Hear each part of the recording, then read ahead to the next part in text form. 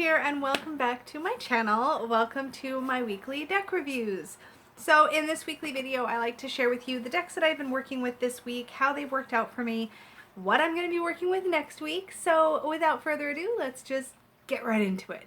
So I have been working with this week the Ancestral Path Tarot by Julia Julie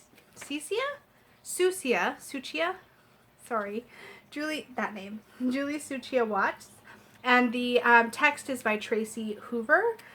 This deck comes in a tuck box that's quite large because the deck itself is quite large, and the little white book is okay, but there's a lot missing. This Two of Swords is like probably the prettiest I've ever seen. This deck is really, really divine to sink into. Whenever I would pull a card from this deck or multiple cards, I would get pulled into that. Like, it's almost like unintentional path working, which I do think is partly to do with the size of the cards, the fact that they're borderless. Interestingly, there were a few really there were some interesting things. I kind of dig the Fool, being like a cartomancer. I think this card represents either Julia or Tracy, one of the creators of the deck, obviously working with the Ancestral Path Tarot. But it's a total Inception moment because you can, like, she's holding the Fool card, so then the person in the Fool card is holding the Fool card. You know what I mean? It's just like deeper and deeper and deeper. But I like this image of the Fool, actually, even though it's quite different. I love that there are 4 distinct cultures represented plus additional cultures represented. It feels multicultural in a really old, ancient kind of way. And the only gripe I have about this deck is that it could be so much more with its extended guidebook. Now, this is a reprint. This deck was originally published with a full-size guidebook, but when US Games reprinted this deck, they didn't reprint the guidebook. And I don't know what goes into that sort of process. So, no judgy on US Games. I'm sure there were reasons, but it's kind of a bummer because from what I understand from people who had the original printing of this deck, the full-size guidebook got right into the story. So through the cup suit, for example, we have the Arthurian legends.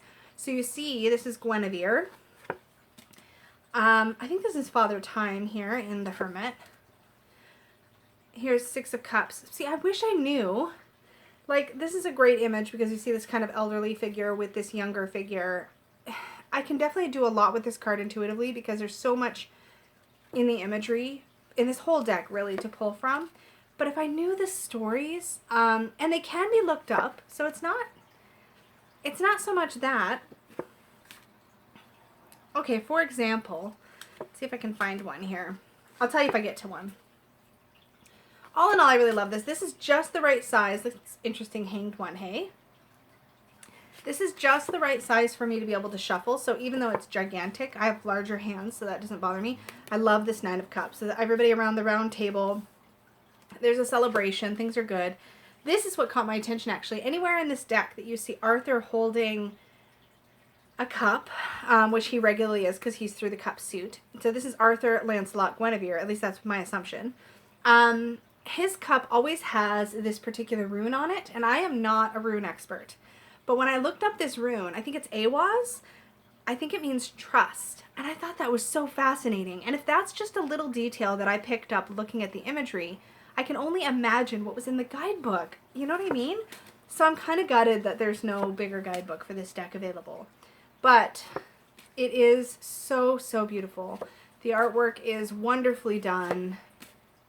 I would also be happy if this one came out as a smartphone app, because the smartphone apps often include the guidebook, so that might be a more affordable way for US Games to bring the full text of the guidebook back into circulation, is through that digital format. It wouldn't solve the problem for everybody, but it would definitely help to get that out there.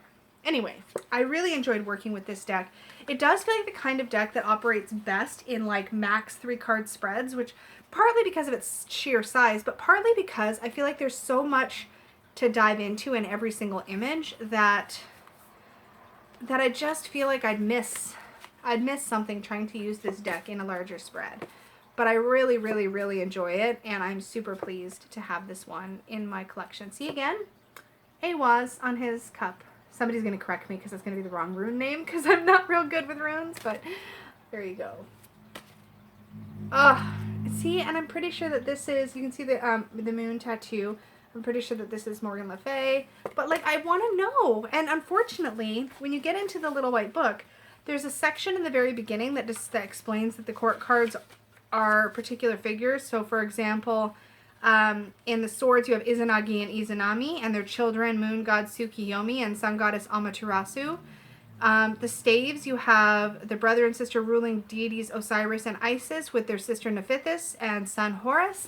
Like, all this information is here, but then when you get into the actual, like, majors and minors, it's just keywords. Which was just a missed opportunity in my opinion. But the deck is still stunning. I'm still pleased to have it. The backs are different than the original. The original had, I think, a figure in this central sort of circle image. But it is beautiful. I have no complaints about that, but I really enjoyed working with it. I want more. I want the stories.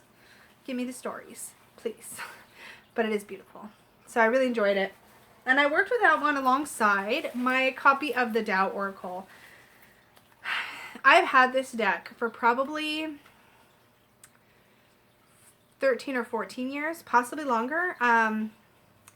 But it was one of the very first Oracle decks I ever purchased, because when I first was looking at Oracle, some of you guys will know this, but when Oracle decks first came out, most of them were the Doreen Virtue style of Oracle decks. And I think you'll know what I mean by that. They were mass market, they were very samey feeling, very love and light, which is fine. I love some of those decks, but this was just like something different. And this is the Dao Oracle by Deva Padma. And this one I actually had and owned for years before I actually pulled it out and started working with it, because I was so intimidated, which I shouldn't have been. And if I'd have realized how easy it was to work with, I would have started working with it a lot sooner than I did. I mostly got it because the artist was the same as the artist who did the Osho Zen Tarot, which was my first ever tarot deck. But then when I got it home and I opened it, I was like, oh, it's the I Ching. And that really scared me, because I was like, I don't want to learn a whole nother system. Little did I know, though, that you can literally pull this out of the box, never look at the guidebook. You could theoretically ignore the I Ching hexagram, the sort of easy mode trigram symbols that they've made here. So they made these because they're easier to look at than this, but they symbolically represent the same thing. Anyway, you could ignore this stuff, and you could ignore this little image at the top, and you would have an image and a title and wonderful keywords. And because this deck is based on a balanced divination system, the I Ching, there's light and shadow in here. There's so much depth. It's beautiful. The illustrations are also absolutely stunning. And even though there are gigantic borders on this deck, I feel like they do serve a purpose, because they give space for the trigram information, they give space for the keywords without interfering with the artwork. And I love it. And can we talk about the backs and how gorgeous they are? And also the fact that part of what's happening with this deck is that it is teaching you about the I Ching. And when you get into the guidebook, which I keep not showing, I'm sorry. You know what? I'm going to get it. You're going to see me move around my room, because why not? Like, I can do that. It's my video. So I'm probably not going to edit it out. So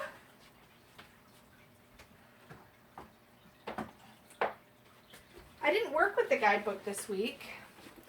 Look at that. I'm a professional YouTuber getting up, getting my stuff. Y'all know this is not the polished content you are here for, I'm sure. But it is a chunk. Like, it is meaty. But one of the things that it does is on the back, you have across the top all the different trigrams. And then down the bottom, all the different trigrams. And if you... Let me make sure I'm saying this right. Yeah, okay, so that's right. So upper is across the top, lower is across the bottom. So there's the traditional trigram, and then there's the easy mode. I'm going to call it easy mode symbol that the creator of this deck put together to make it easier for you to understand. So if you have the circle over top of another circle, then this would be the numbered card that is associated. So it's like a cheat sheet, right?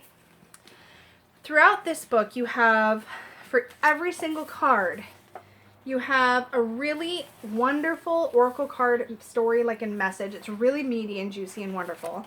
And then if you choose to go deeper and you choose to cast the I Ching, so I actually keep 3 coins in with my deck, and you choose to go into that layer, you can make your own hexagram by casting, and any lines that have changed, you access this section of the book called the changes.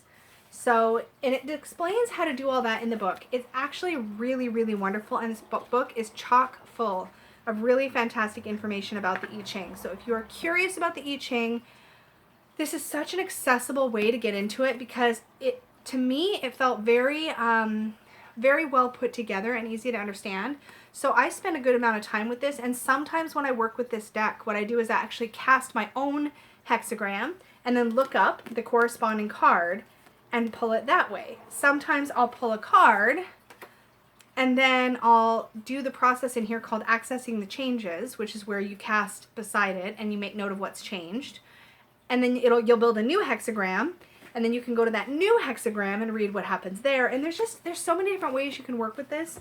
But this week, all I really did was worked with it like an oracle deck. I just pulled cards, read the keywords, looked at what messages were standing out for me. I used this in conjunction with the Ancestral Path Tarot, and I think it worked really, really beautifully. Yeah, this is an oldie but a goodie for me. And it will always be one that is a good all-arounder. So I can't recommend this one enough. It's still available today. It's mass market. It's easy to get a hold of. I think it's really unique in the oracle card universe. So I really like it. And I do think it pairs well with just about anything, but it did pair beautifully with the Ancestral Path. To be honest, most of the time I pair this with my Osho Zen Tarot. When I'm working with my Osho Zen Tarot, I for sure work with this oracle beside it, because they're just so congruent, because same artist. The reading cloth that I used this week is this stunner. Oh my god, you guys. I don't know. I think she might still have some of this fabric. I don't know. But of course, these are all made by Peggy. These butterflies practically glow on camera. They are so stunning. And I can't tell you, all week whenever I would make an Instagram, I think I only did like 3 Instagram photos. But when I did an Instagram photo, I would like try to place the cards so that at least one whole butterfly would show. It was easier said than done. And I actually did use the back a little bit, and I was not a fan of this back, actually. Peggy knew that I was mostly going to work with this side, so she just put whatever on the back. But actually, this back is actually great against the Dao Oracle specifically. It doesn't work great next to the Ancestral Path, because the Ancestral Path doesn't have borders, but with bordered decks, this back looks really nice. So that was fun. I like changing these up because they kind of just make things feel fresh, and they make my reading table look more interesting, and I like doing that. Let's talk about what I'm going to work with this week. So first of all, there are 2 new decks to my collection, one of which I showed briefly in a bit of a haul and video that I did last week, which if I remember, I will link in the cards. But this is the Inner Star Oracle, the Magic Edition, and I actually got this from my local metaphysical shop, Reflections, and it is beautiful. So these are the backs, and then the fronts are sigils and keywords. But actually, when you really sink into the sigils and the keywords, they really do make sense. So for example, activate your mind, and there's this very focal point, like activation-based sigil. It just makes sense to me. I don't know why. My brain gets it. This one is expand your heart, and this is the heart chakra. I'm fairly sure that is the heart chakra lotus. And then of course you get all of this upward or outward moving motion, the crescent moon for like the element of water. To me, that's like water element and intuition, and there's so much good stuff in here. So I'm going to be playing with this week. And I was going to pair this with the Star Child Tarot, but I think actually I'm just going to pair it with whatever I'm going to work with this week, because I really wanted to work with it, and there's another deck I really wanted to work with. So I'm just going to put them together, and we're going to see what happens. So this is the Inner Star Oracle. I will let you guys know how that read next week. I love the cardstock. It's like really thick and luscious and nice. Lovely. And it's in a 2-piece box. This one was not very cheap. I believe the creator is Australian, and I think this deck cost about $60 Canadian, $50 or $60 Canadian, so not super cheap, but beautifully done. And can't beat this like perfectly matching Peggy bag. Hello. Pretty happy about that. The tarot deck I'm going to be working with this week, I kind of told you guys that out of order, is the Little Monsters Tarot. Now, this deck has changed slightly. So this deck used to be little. You might have seen it on other people's channels on YouTube, but the current editions do come in this larger size. That doesn't bother me one bit. It's still in order. I'm probably going to film a flip through for my channel, but for my channel, as if we're not on my channel right now. But this is an all black and white deck, and just these whimsical creatures. There's something about this art style that reminded me of the children's book Where the Wild Things Are. I don't know why, it just did.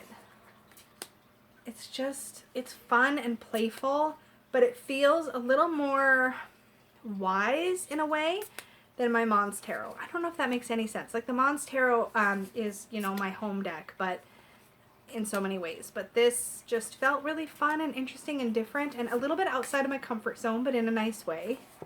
So yes, I'll be working with this week. And that is what the backings look like. I will say this cardstock, for some reason, just really holds fingerprints, which I do not love. But that is the only thing I can say about the cardstock. Because otherwise it feels really nice, especially for the size. It did come in a tuck box. I've already put it into a Peggy bag. This is an OG Peggy bag? She's gonna kill me. OG Peggy bag. Before she had a standard size, but it turns out that this size bag is like just the right size. Like it's a little tiny bit open at the top, but not much. But I really wanted a black and white bag, so I repurposed this one that I had in my collection from before, and it's perfect. I did spring for the guidebook for this deck as well. So I've already done a little bit of flipping through this guidebook to see what I think. It's actually kind of, I don't know how to describe it. Most of the time when you open guidebooks, they're like glossier paper or whiter paper or something. This actually has the kind of paper that almost like a paperback novel kind of paper.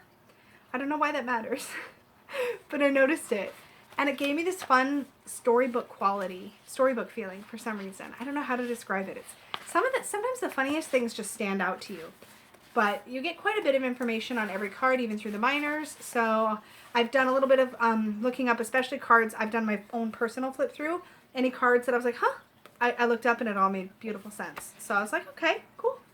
I will let you guys know how this reads together with the Dao Oracle at the end of this week.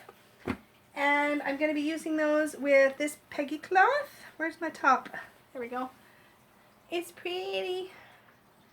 It's like blue with like these little gold stars. And then she embroidered this moon phase pentacle design, which I just love. And the back is this bright silvery, gray, swirly deliciousness. So yeah, I don't know which side will be up. It will probably depend on the cards and my mood. But that is what I'm going to be working with this coming up week. So thank you for hanging out with me. If you have worked with any of these decks or are interested in any of these decks or not interested in any of these decks, I would love to hear your thoughts down below because I'm always interested in hearing what you guys think about the decks that I'm working with, what your opinions are, what resonates with you. It's always really fun to have those conversations. So definitely chat down below if you would like. Remember to hit like and share and subscribe and hit the little bell and do all the good things. And I will see you all again very, very soon. Talk to you later, guys. Bye!